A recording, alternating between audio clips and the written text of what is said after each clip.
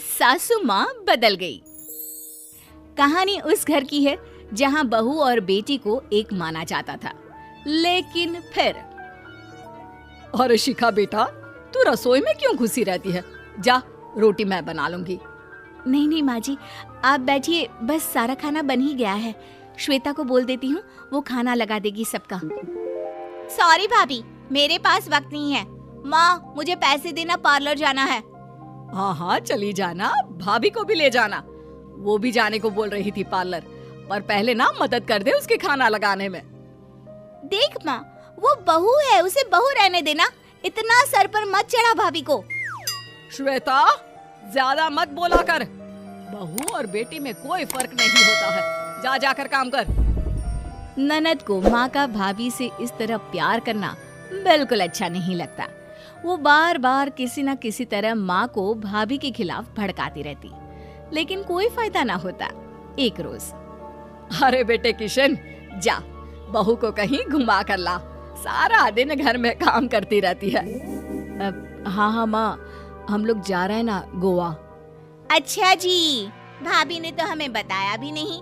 वैसे तो सारी पंचायत करती है, ये गोवा वाली बात क्यों छुपा गई हमसे? अरे क्योंकि उसे खुद नहीं पता था बहन। मुझे टिकट सस्ती मिल रही थी तो मैंने बुक कर दिया। हाँ शिखा, पैकिंग कर ले, संडे हम जा रहे हैं गोवा। दोपहर में शिखा पैकिंग कर रही थी कि सास आ जाती है। ये क्या बहू, साड़ियाँ? अरे गोवा जा रही है घूमने या फिर शादी में मायके हैं? माँ जी, ऐसा कुछ है ही नहीं, समझ में नहीं आ रहा क्या रखूं कपड़े में। अरे तेरी और श्वेता की साइज तो एक ही है, उसके कुछ मॉडर्न कपड़े ले ले, आकर लौटा देना। हाँ माँ जी, ये ठीक रहेगा। शिखा श्वेता के पास जाती है और उससे कपड़े मांगती है। ना जी ना, मैं अपने कपड़े ना दूं, वैसे भी फैल जाएंगे मेरे कपड़े, बहुत महंगे वाले हैं। शिखा मुंह लटकाकर कमरे में आ जाती है तो सास कहती है, चल तैयार हो जा, तुझे मैं शॉपिंग करा कर लाती हूँ गोवा की। बस फिर क्या था, सास बहू निकल जाते हैं मार्केट और एक से बढ़कर एक ड्रेस खरीद कर घर आते हैं। पहले बता देती कि नए कपड़े दिलाने वाली है भाभी को, तो मैं अपने ही दे देती ना भाभी को, मुझे दिला देती नए कपड़े। देख श्वेता, परिवार का मतलब सबके साथ रहना होता है, ना कि सिर्फ अपना सोचना। वैसे भी तुझे अच्छे संस्कार सीखने चाहिए। और रही बात कपड़ों की, तो शिखा, आज से घर पर भी तू मॉडर्न कपड़े ही पहनेगी। कोई जरूरत नहीं है ये साड़ी वाड़ी लपेटने की। अब क्या था, घर पर श्वेता और शिखा एक जैसे रहते। एक बार पड़ोसन आती है। अरे बेटा, अपनी माँ को तो बुलाना जरा, बात करनी है। शिखा सास को बताती है और रसोई में चली जाती है। ये आपकी बेटी बहुत बड़ी हो गई है, इसके लिए एक रिश्ता है, कहो तो बता दूं। ये बेटी नहीं बहू है, घर में सब एक जैसा ही रहता है। वैसे मेरी बेटी भी बड़ी हो गई है, कोई रिश्ता हो तो जरूर बताना। पड़ोसन रिश्ता लेकर उन लोगों के घर आती है।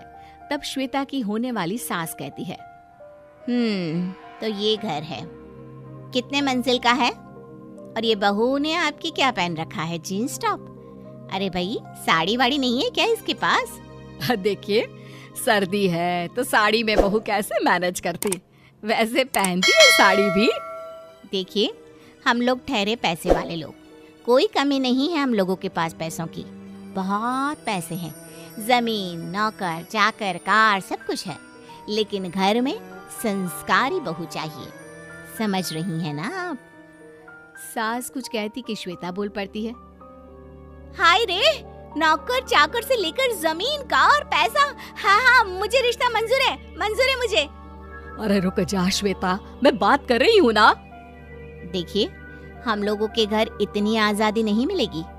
अरे हाँ कर देना माँ, हाँ कर दे जल्दी से। सास क्या करती, बेटी की शादी ऐसे घर में कर देती है जहाँ ना उनके विचार मिलते हैं और ना ही आचार। शादी के बाद एक रोज फोन पर, श्वेता बेटा, एक बार घर आ जा, बहुत दिल करता है तुझे देखने का। माँ, वो घर पर बहुत काम होता है, कैसे आऊँ? बड़ा घर है, लेकिन आने जाने वालों की लाइन ही लगी रहती है। बेटा मैं तो जानती थी उस घर का हाल, लेकिन तू ही नहीं मान रही थी। माँ देख, हर घर का यही हाल है। तेरी बेटी को यहाँ घूंघट हटाने की परमिशन नहीं है और एक तरफ भाभी स्कर्ट पहनकर घूम रही है। बेटा मुझे क्या पता था कि मेरी बेटी को ससुराल के नाम पर पिंजरा मिल जाएगा। अच्छा माँ, फोन रखती हूँ, सास को गर्मा गर्म रोटी खिलानी है। तुम लोगों की तरह नहीं कि एक रोटी बनाओ, एक सब्जी बनाओ, फिर सारा दिन फ्री होकर घूमो। सास फोन तो रख देती है, लेकिन सोच में पड़ जाती है कि एक तरफ बेटी जिसे कोई आजादी नहीं, वहीं दूसरी तरफ बहू जिसे देखकर लगता ही नहीं कि उसकी शादी भी हुई है। अगले रोज। शिखा, अरे ओ शिखा। हाँ माँ, क्या हुआ? कुछ चाहिए आपको? मैं जिम जा रही थी। जिम के कपड़ों में बहू को देखकर सास को घूंघट में अपनी बेटी का ख्याल आता है। देख बहू, घर में बहू की तरह रहा कर। इतने टाइट कपड़े पहनकर जिम जाना पसंद नहीं मुझे।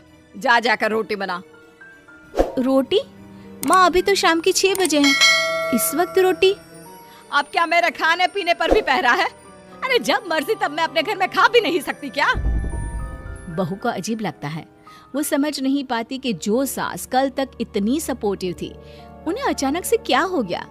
वो किचन में जाती है, गरम रोटी के साथ 2 तरह की सब्जी, रायता, सलाद सब लेकर सास के पास आती है। माँ जी, खाना। इतना सारा खाना? राक्षस समझा है क्या मुझे? रोटी मांगी थी मैंने गर्मा गर्म बस। पर माँ जी, रोटी खाती किससे आप? सब्जी तो बनानी थी ना। अरे भूख मर गई मेरी तेरी बहस से। जा जाकर काम कर, अंदर पूरी रसोई साफ कर। बहू अंदर चली जाती है। थोड़ी देर में श्वेता घर आती है। अरे शिखा जल्दी से चाय ला, पकवान बना, मेरी बेटी आई है। अरे नहीं नहीं माँ, ड्राइवर बाहर खड़ा है। मैं तो घर का कोई सामान खरीदने के बहाने यहाँ आ गई हूँ, मुझे जाना होगा। अरे बेटा, पर कितने दिनों बाद देख रही हूँ तुझे, रहने आ जाना 2-4 दिन के लिए। आ जाऊंगी माँ, जब मेरी सास मरेगी तब। मैं तो रोज मन्नत मानती हूँ कि मेरी सास मर जाए तो अच्छा है। अच्छा चल, जा रही हूँ माँ। हे भगवान, कैसे कैसे दिन देखने पड़ रहे हैं मेरी बेटी को। सास अंदर जाती है, जहाँ श्वेता की जिम वाली सहेली का फोन आया होता है। क्या बात है, आज जिम नहीं आई? अरे पता नहीं यार, आज माँ को क्या हो गया अचानक। पर खैर कोई नहीं, लगता नहीं कि मैं अब जिम आ पाऊंगी। शिखा स्पीकर पर बात कर रही थी, जिसे सास सुन रही थी। यार ये सास ना होती ही ऐसी है। मैं तो कहती हूँ बुढ़िया जल्दी मरे और तू आराम से जिए। शिखा को सहेली की बात पर गुस्सा आ जाता है। माँ के मरने की कौन सा बच्चा दुआ मांगता है मोहिनी? आगे से ऐसी बात मेरे सामने मत करना। हमारे घर की शोभा ही माँ है। क्या हुआ जो थोड़ी सख्ती दिखा रही है? उसमें भी कोई ना कोई उनकी भलाई ही होगी। मैं तो कहती हूँ भगवान मेरे जैसी सास सबको दे, जो सिर्फ माँ की तरह है। सास वाली तो कोई बात ही नहीं है उनमें।